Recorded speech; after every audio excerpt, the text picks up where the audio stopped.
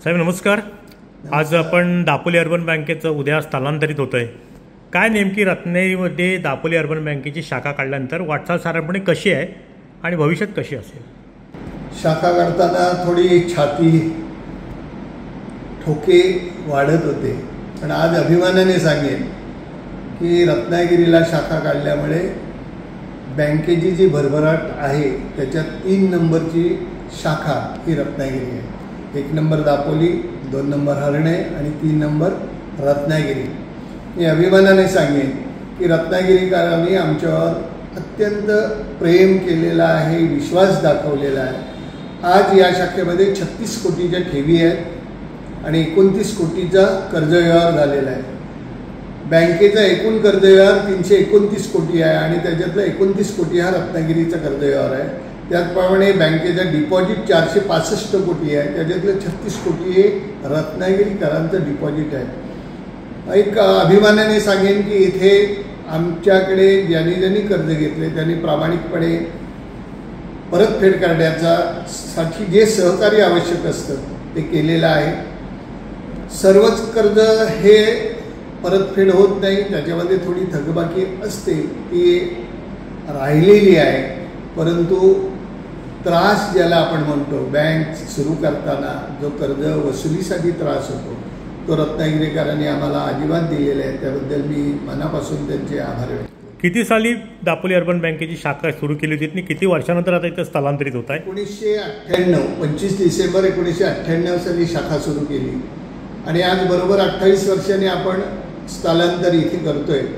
थोडंसं ती बिल्डिंग जुनी झाल्यामुळे आणि पाणी पाझरत असल्यामुळे ग्राहकांना जो त्रास होतो तो होऊ नये हा आम्ही संचालक मंडळाने मनामध्ये विचार केला की ज्या ग्राहकांच्या जीवावर बँक चालते त्यांना चांगली सेवा देता यावी, चांगल्या जागेमध्ये सेवा देता यावी, म्हणून आपण हे स्थलांतर केलेलं आहे. एकंदरीत राष्ट्रीयकृत बँकांच्या स्पर्धेमध्ये नागरी बँका असतील, अर्बन बँका असतील, पतसंस्था असतील, हे तितकं चालवणं फार तसं जिकरीचं आहे. पण रत्नागिरीमध्ये तुम्हाला अनुभव हा वेगळाच आला आहे, असं का? त्याच्यामध्ये 2 गोष्टी असतात. संचालक मंडळाचा असलेला प्रामाणिकपणा, तुमच्या बँकेचा लोकांवर तुम्ही सहकार्य किती करता, तिथे सेवा कशी देता, हा सर्वात महत्त्वाचा भाग असतो आणि तो आम्ही जपलेला आहे की आमच्या बँकेतील कर्मचारी वर्ग हा ग्राहकांना उत्तम प्रकारची सेवा देतो.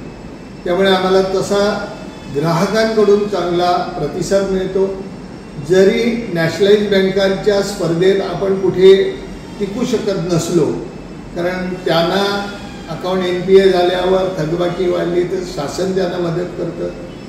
अर्बन बँकांना असं कोणतीही मदत शासन करत नाही आणि ते न करता सुद्धा आणि रत्नागिरीमध्ये एवढ्या बँका पतसंस्था असताना सुद्धा जो रत्नागिरीकरांनी आमच्यावर विश्वास दाखवला आहे त्याच्याबद्दल खरोखर मनापासून धन्यवाद मानावे तेवढे थोडे. नव्याने होत असलेल्या स्थलांतरित आपल्या अर्बन शाखेची रत्नागिरीकरांना काय आव्हान करू इच्छिता? मी एवढंच सांगेन की आम्ही तुमच्या सेवेसाठी इथे आलेलो आहोत. आजपर्यंत जसं आम्हाला सहकार्य दिलं तसंच देत राहा. आपण आपल्या सभासदांचा अपघात विमा उतरलेला आहे. 1000चं सभासदत्व तुम्ही स्वीकारलं की तुम्ही हयात असेपर्यंत 2 लाखाचा अपघात विमा दरवर्षी बँक तुमचा काढत असते. त्याचा प्रीमियम बँक भरते स्वतःच्या नफ्यातून. त्याचबरोबर तुम्ही 50,000 रुपयापेक्षा जास्त ठेव ठेवली तर तुमचा 5 लाखाचा अपघात विमा बँक काढते आणि त्याचाही प्रीमियम बँक भरते. मला सांगावंसं वाटतं कारण ही दुःखाची गोष्ट आहे, पण रत्नागिरीतील एका नागरिकावर हा प्रसंग आला, त्याच्या कुटुंबियाला 7 लाखाची मदत बँक याच्यामुळे करू शकली. ही सेवेची आमची जी पद्धत आहे ती पद्धत आणि जो ग्राहकांप्रती आमचा जो एक वेगळा आपण ज्याला म्हणतो कौटुंबिक संबंध आहे ते आम्ही जोपासत असतो. त्यामुळे जास्तीत जास्त ठेवी आम्ही आपल्याकडून आपल्या या बँकेमध्ये याव्या अशी अपेक्षा करतो. अशीच सेवा आम्ही तुम्हाला देत राहू, अशीच तुमची सेवा करत राहू आणि आपलं प्रेम वृद्धिंगत व्हावं अशी नम्रतेची विनंती करून मी उद्या आपण सर्वांनी या कार्यक्रमासाठी यावं असं आग्रहाचं निमंत्रण देतो. धन्यवाद. टाइम्स डिजिटलला लाईक करा, शेअर करा, सबस्क्राईब करा आणि बेल आयकॉन दाबायला विसरू नका. Times digital.